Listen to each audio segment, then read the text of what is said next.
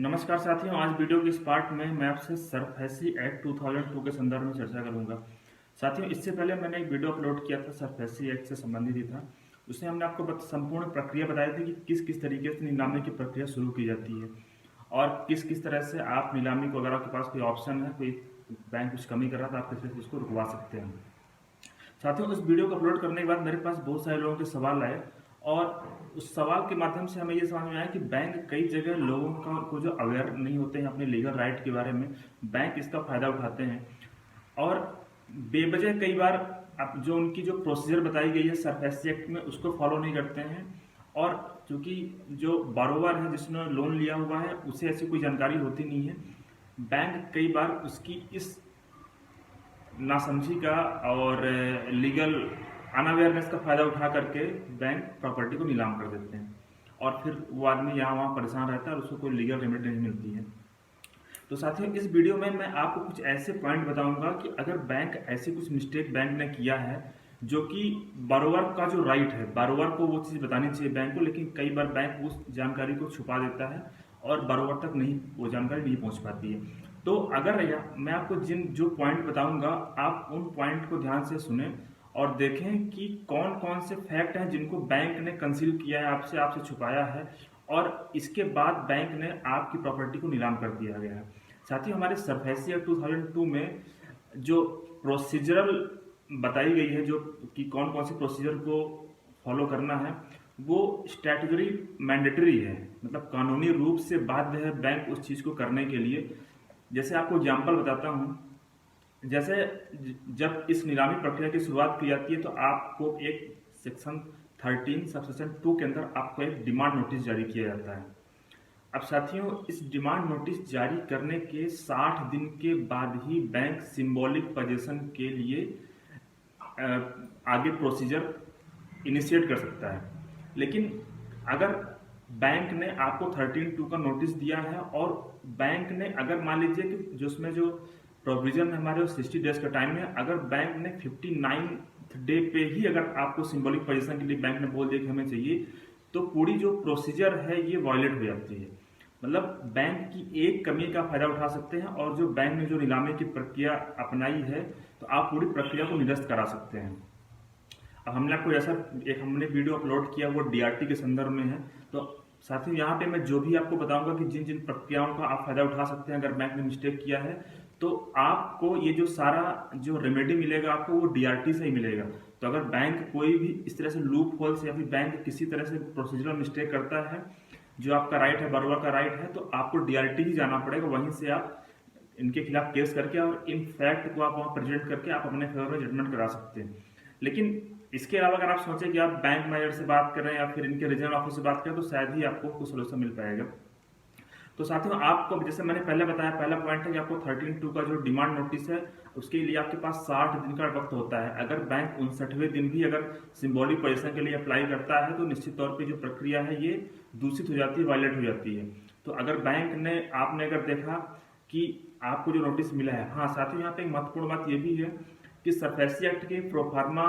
के अपेंडिक्स 4 में ऐसा बताया गया है कि जो 60 दिन की जो गिनती होगी वो तब से होगी जब से आपको नोटिस रिसीव हुआ है, बैंक के भेजने से नहीं होता है। एग्जाम्पल के लिए आप समझिए, जैसे बैंक ने आपको जो नोटिस भेजा वो 15 मार्च को बैंक ने अपने लेटर पे लिया, आपको नोटिस भेज रहा है और जो आपको नोटिस रिसीव हुआ वो 25 मार्च को हुआ। तो बैंक का जो 60 डे जो काउंट किया जाएगा वो 15 मार्च से नहीं किया जाएगा साथियों, वो 25 मार्च से किया जाएगा कि 25 मार्च से 25 अप्रैल, उसके बाद 25 मई, मतलब 25 मई के बाद ही बैंक सिंबॉलिक पोजीशन के लिए अप्लाई कर सकता है।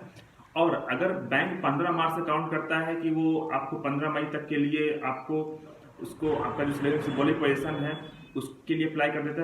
है, तो यहाँ पर निश्चित तौर पर जो प्रोसीजर है वो वायलेट हो जाएगी। तो आप इसका फायदा उठा सकते हैं और इस केवल एक सिंगल फैक्ट के आधार पर भी आप इस पूरी जो ऑक्शन प्रोसेस है इसको आप निरस्त करा सकते हैं।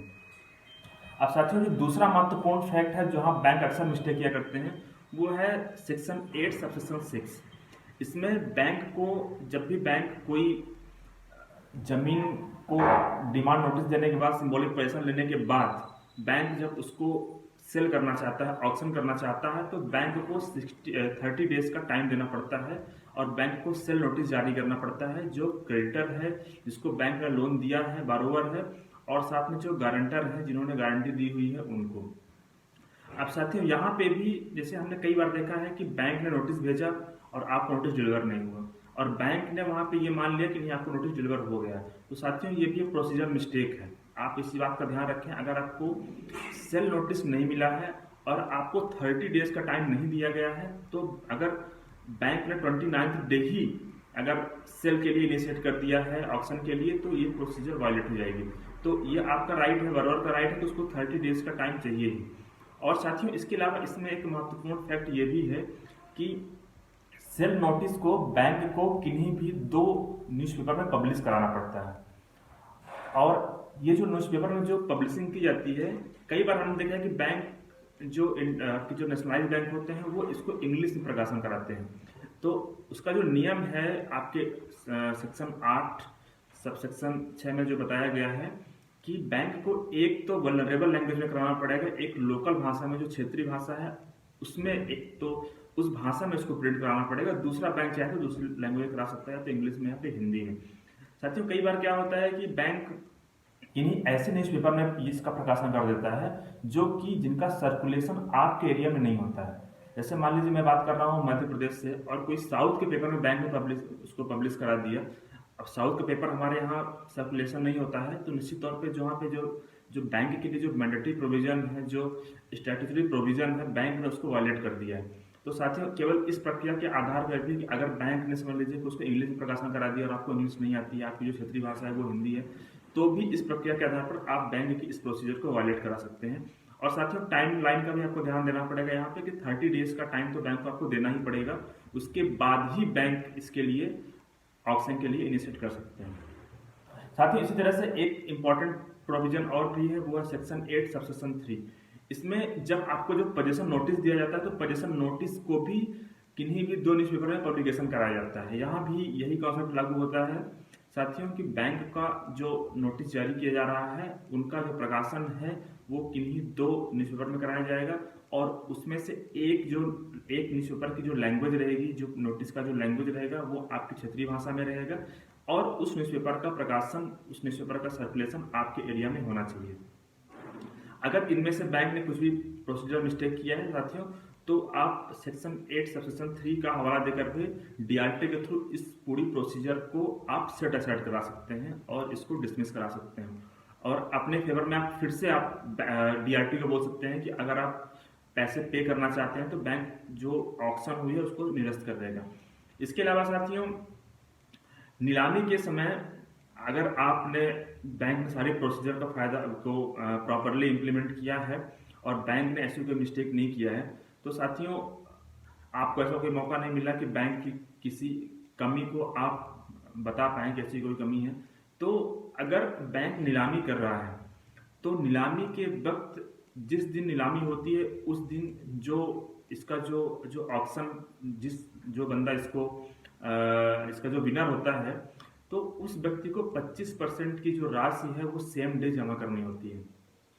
और साथियों इसके बाद जो रिमेनिंग अमाउंट होता है 75%, वो उसको 15 दिनों के अंदर जमा करना पड़ता है। अब साथियों यहाँ पे भी एक इम्पॉर्टेंट प्रोविजन है कि अगर बैंक ने उसको जो टाइम दिया है, अगर वो टाइम दे दिया है 16 दिन का, तो यहाँ पे भी प्रोसीजर वॉलेट हो जाएगी। अगर बैंक ने 16वें दिन भी अगर इसका जो ऑक्शन का जो विनर है, अगर वो 16वें दिन भी राशि जमा करता है 75%, तो पूरी जो प्रोसीजर है वॉलेट हो जाएगी। यहाँ पे सेक्शन 9 सबसेक्शन 4 वॉलेट हो रहा है, और ये स्टैट्यूटरी प्रोविजन है, मैंडेटरी है कि आपको 15वें दिन तो जमा करना ही पड़ेगा। अगर आपने 16वें दिन जमा किया है तो वो बंदा जो बोरोवर है, जो एक्चुअल बोरोवर है, वो इस प्रोसीजर को सेट असाइड करा सकता है डीआरटी से। अब साथियों हमने यहाँ पे जो राइट बताए हैं बोरोवर के लिए। अब कई बार ऐसा हो सकता है कि आपने ऑक्शन में आपने प्रॉपर्टी परचेस कर लिया है, आपने सब कुछ अमाउंट वहाँ पे जमा भी कर दिया है, लेकिन हो सकता है कि बैंक ने नीलामी की प्रक्रिया दौरान कोई भी मिस्टेक किया है, इसलिए हो सकता है कि डीआरटी आपने जो ऑक्शन किया है उसको सेट असाइड कर दे। तो साथियों यहाँ पे जो बंदा ऑक्शन में जो विनर होता है, अब क्योंकि उसके हाथ से तो प्रॉपर्टी चली गई, जो बरोबर है वो फिर से पैसा जमा करके उसको वापस ले सकता है। लेकिन यहाँ पे जो ऑक्शन विनर है उसके पास भी ऑप्शन रहता है कि बैंक उससे जितना इंटरेस्ट चार्ज कर रहा था, अगर उस बंदे ने लोन लिया है कहीं से, बैंक जितना इंटरेस्ट उससे चार्ज कर रहा था वहाँ पे, तो बैंक को उतना ही इंटरेस्ट के साथ में उसको वो रिटर्न करना पड़ेगा। और अगर उसके अलावा आपने जो स्टाम्प ड्यूटी वगैरह में आपने जो भी एक्सपेंस वहाँ पे आपने आपके जो भी लगे हैं, बैंक को वो भी रिटर्न करना पड़ेगा। तो साथियों, इसके लिए भी जो ऑप्शन मिला है उसको भी डीआरटी अप्रोच करना पड़ेगा आपको। ये जो रेमेडी है आपको डीआरटी से मिल सकती है। तो साथियों, इसमें हमने इस वीडियो के माध्यम से हमने कुछ पॉइंट्स तो आपको बताया कि किन किन पॉइंट्स में अगर लूप होल होती है, अगर वहाँ पे कुछ प्रोसीजरल मिस्टेक होती है जिनको कि हमारे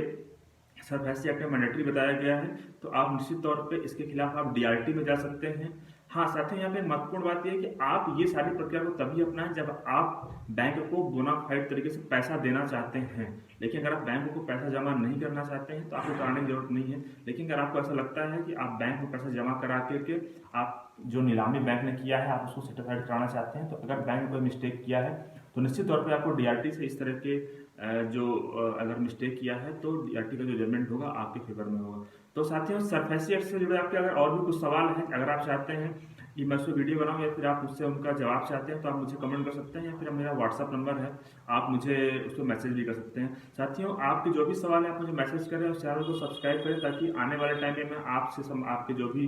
क्वेश्चन है उससे संबंधित वीडियो अपलोड करता रहूँ और आप लोगों को सरफेसी एक्ट से संबंधित जानकारी होती रहे। धन्यवाद साथियों।